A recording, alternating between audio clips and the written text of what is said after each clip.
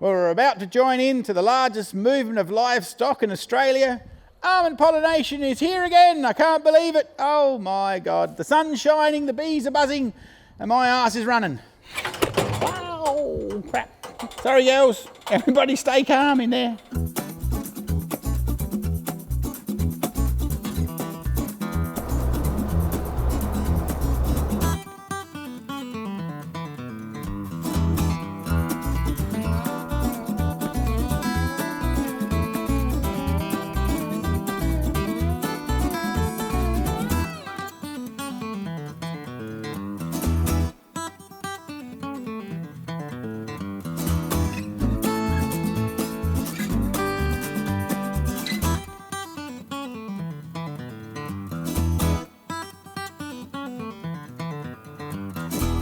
Well, we've got the ladies unloaded. The jolly clouds have turned up. Isn't it typical for almond pollination? As soon as you put the bees out, the weather goes pear-shaped. It was meant to be sunny and 20 today, but yeah, it's early days for the pollination, so it doesn't matter. You're here to come along and have a look at my crazy sidebar plan. I've been researching about these friendly little Varroa mites that are headed our way. And apparently the easy way to treat them is if you have a little less brood, or no brood actually, if there's actually a brood break is even completely ideal. I don't know whether down here in South Australia we get enough cold weather to have a completely shut down bee box. So what I ended up doing, I have one winter site that I don't use all the time, but I thought, well, this year I'm going to leave a load on that winter site which is very cold and very miserable, and it's been a wet, miserable winter. They have had some foraging days, but they haven't had so many days. So I thought I'm going to have a see to how much brood they have in a cold winter site compared to we're going to go and have a look at the ones that are in the warm winter site, and we're going to have a little, I don't know, I guess a review and perhaps to think about it during the year as to what's going to happen next spring.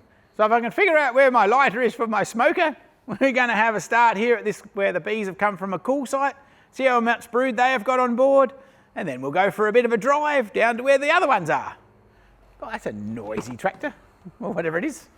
Ah, that'll be the weed sprayer. That's what it sounds like. Oh, don't Tim, I didn't even throw it in. I think I left my fucking bee suit at home. Surely I picked it up. Oh no, here it is. This is my lighter. Where's yours? Is yours in here? Oh, whew, golly gosh. Here I am having a little meltdown. I wonder if this is a good idea. We'll light this little bit up and see if it's got any burning left in it, which can be our jiffy firelighter for the next bit. Wow, don't do that at home and burn your fingers. Right, here we go. Pop that bit in there. Do-do-do.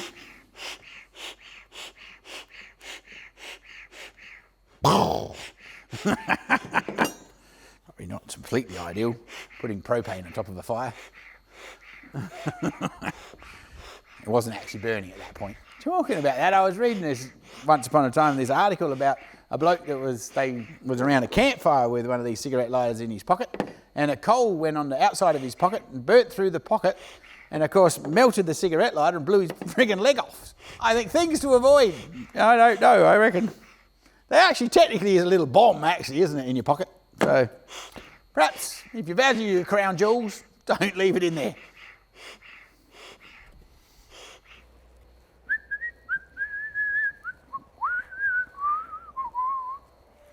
Oh, well, let's have a look what's happening. The girls have been down where it's cold, and this year I refrained from even feeding them. Quite often the site that I left these in over winter, I usually end up feeding them.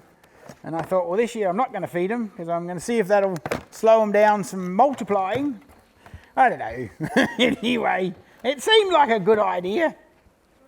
These girls are a bit quiet, so we'll see what's happening. There you go, there's a few in here. They're not flying real fast, but there's a population isn't too bad.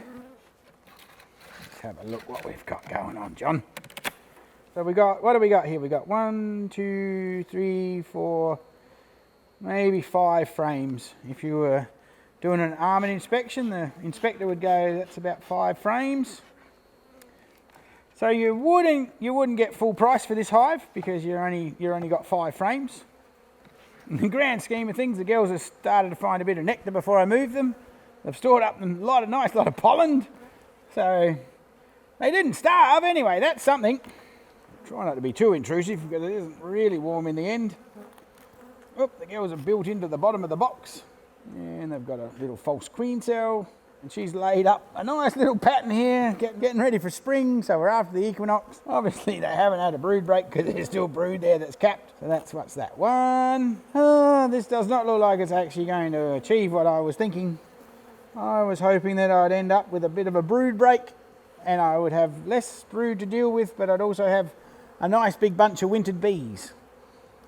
Really all I've done is manage to not get the proper rate for pollination because you need 8 frames to get paid. I'm only going to get, I don't know, well, being that I'm on my own orchard, it doesn't matter quite so much, but I would say that I would get docked and I would probably get $100 for this box instead of 130 or 50 or whatever I'm meant to get. So my thinking was that I'll get a brood break and I might, when the mites get here, I might have an ability to treat them a bit easier. Because if you want to do the phosphatic acid, you need a brood break because the acid doesn't get through the capped brood to kill the mites. You only kill the mites that are on the outside. I would suggest that that isn't a brood break. It looks to me as there's plenty of brood, there's plenty of young larvae. The girls are basically just underpopulated and haven't achieved what I wanted anyway. So all I've done technically by this box is lose money. My comparison was meant to be, we'll go down to a nice warmer spot for a winter site that I've got that's got plenty of feed and normally get some cranking for the almond harvest. Not almond harvest, almond pollination. And so then you'll meet the criteria. But how the heck you treat the bloody mites and meet the almond criteria, I don't know. Well, I'm guessing, I really don't know. It's going to get interesting because every environment's different, isn't it, for like beekeeping? We've all got the same rules, but we've all got different environments that we're dealing with. So until we're actually here in person looking at this, I'm not 100% sure what we're going to do. I guess maybe we do the whole forced brood break by putting the queen in a cage and not letting her lay everywhere.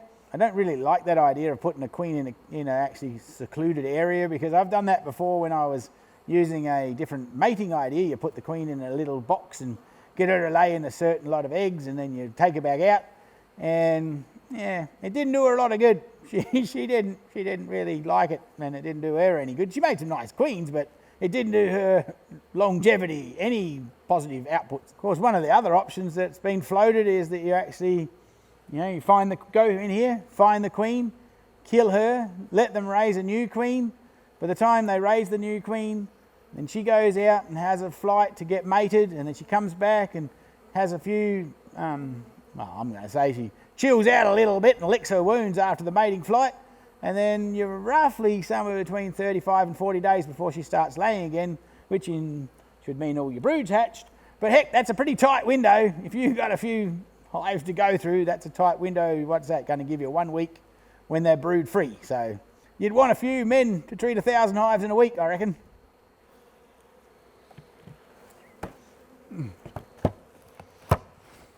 I don't think it's achieving what I wanted it to do. We definitely haven't had a brood break. She's already laying up, getting ready for spring. So, unless you put them in the fridge, I suppose we haven't got any highland country around here where we can stick them in the snow to slow them down.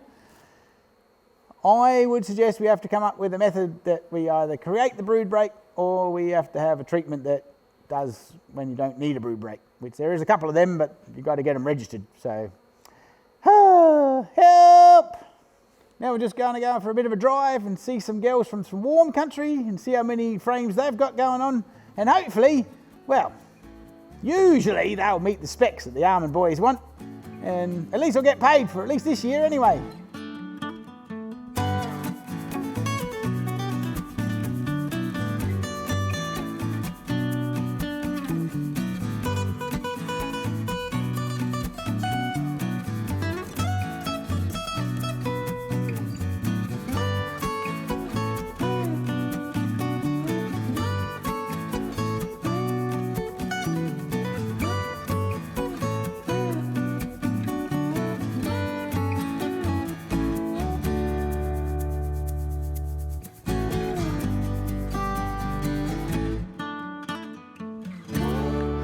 let's have a little look in here, shall we? What's going on, girls?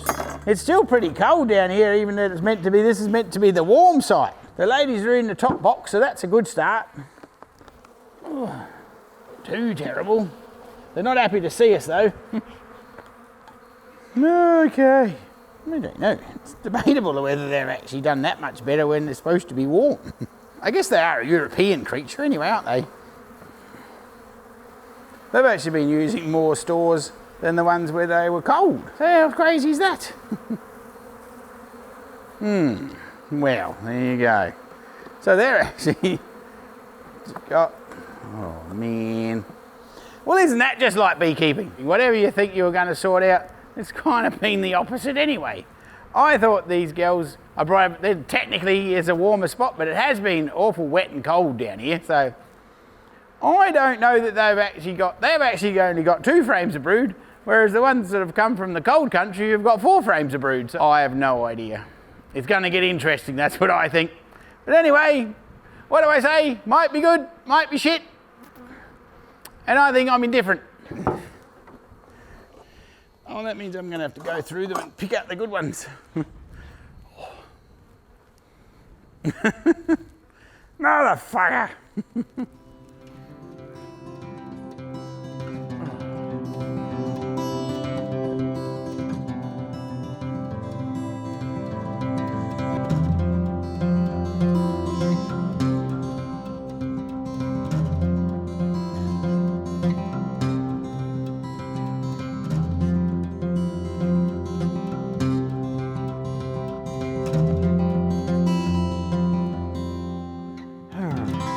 Well, I don't know. I think I'd safely say that either of those options that I was trying aren't necessarily going to find me a solution.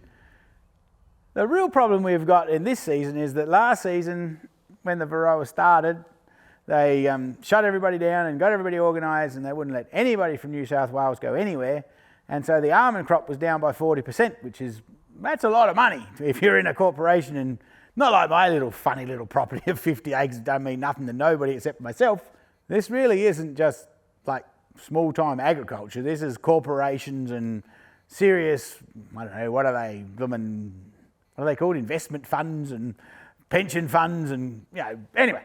None of that really matters other than the fact that there's a lot more involved than just my little property. So I don't know what the solution is. I can't imagine that the almond growers are going to want to wear another 40% loss.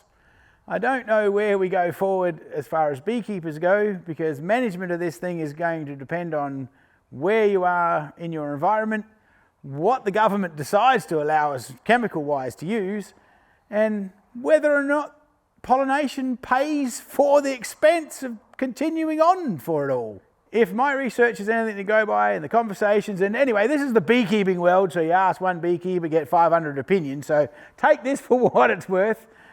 People are saying that it's going to be somewhere between $100 and $150 a hive to manage this pest. I would suggest that that's just going to have to get added on top of the pollination costs. So if we're at $250, a couple of years' time, it's going to be $350 or $450 if a diesel price keeps going the direction it's going. And of course, well, that's wonderful if you make it through, but if history is anything to go by, we were already in a shortage of supply as far as bees servicing the industry in the middle of winter, of course, to service the almond pollination. Well, heck, we were already at a shortage, and who knows what this is going to mean. If you're mad keen and you want to be in it, this could be your opportunity to make a fortune. Or it could be like the other beekeeping saying that goes along like this. How do you make a small fortune in beekeeping? You take a really big fortune, you go beekeeping, and all of a sudden you've got a small fortune. It's interesting, the twists and turns of life, isn't it? Wasn't very long ago before we got down this rabbit hole that the bigger players in the game were very upset about the small little backyard beekeepers being the brooder of pests. I guess right now we've got the bigger beekeepers, and probably even myself included, we're ending up being the hitchhikers, like the hitchhiker's guide to the bloody pest.